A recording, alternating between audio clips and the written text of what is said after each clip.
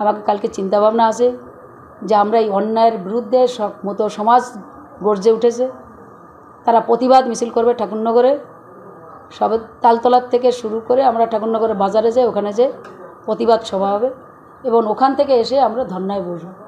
যে আজকে বড়মার ঘরের সামনেই আমরা ধর্নায় বসবো।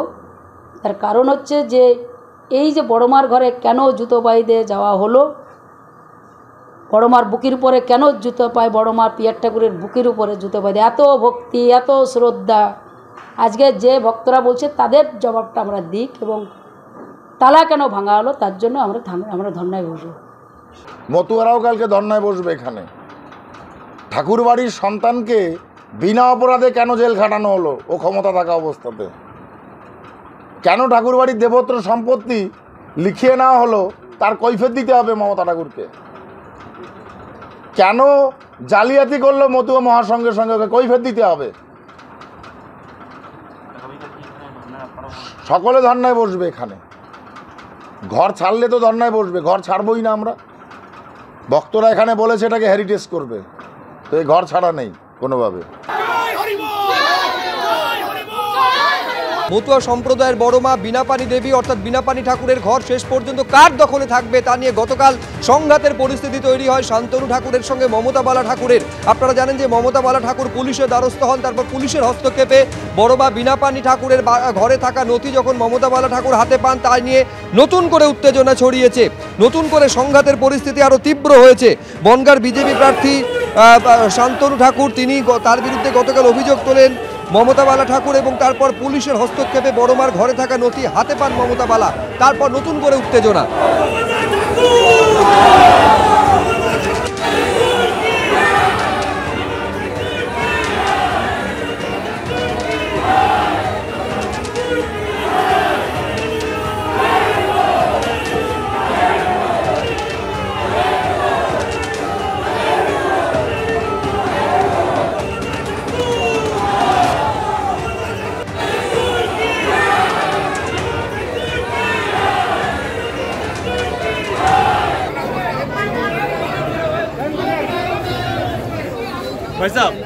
আমাকে থ্রেট করে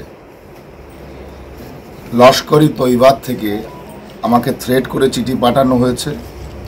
সিএ এনআরসি নিয়ে আমি বাড়াবাড়ি করলে ঠাকুর বাড়িকে উড়িয়ে দেওয়া হবে, আমার সমস্ত পরিবারকে শেষ করে দেওয়া হবে, এই থ্রেট এসছে। এটার অ্যাড্রেস যেটা হচ্ছে সেটা হচ্ছে দেগঙ্গা থেকে ফাজির আলী অ্যান্ড আদার্স পাঠিয়েছে।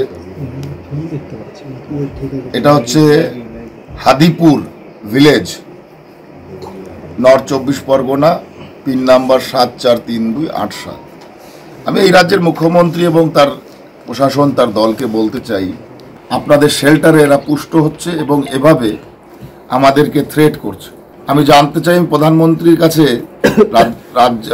দেশের গৃহমন্ত্রীজির কাছে আমি এর বিচার চাই যে এরকম জঙ্গি গোষ্ঠী পশ্চিমবাংলাতে কিভাবে একটা ডেমোক্রেটিক কান্ট্রিতে, একটা রিপাবলিক কান্ট্রিতে এভাবে জঙ্গি গোষ্ঠী ওপেন থ্রেট দিতে পারে। আমি মনে করি এটা শান্তনু ঠাকুর নিজে করিয়েছে তার লোক দিয়ে। তার যদি এটা হতো, আজকে সিএ নিয়ে কবে চালু হয়েছে, প্রায় 1 মাসের প্রায় কাছাকাছি মানে সিএ চালু হয়ে গেছে। এটা ওর নিজে আজকে দেখেছে যে আমার নিজের কবর আমি নিজে খুঁড়েছি।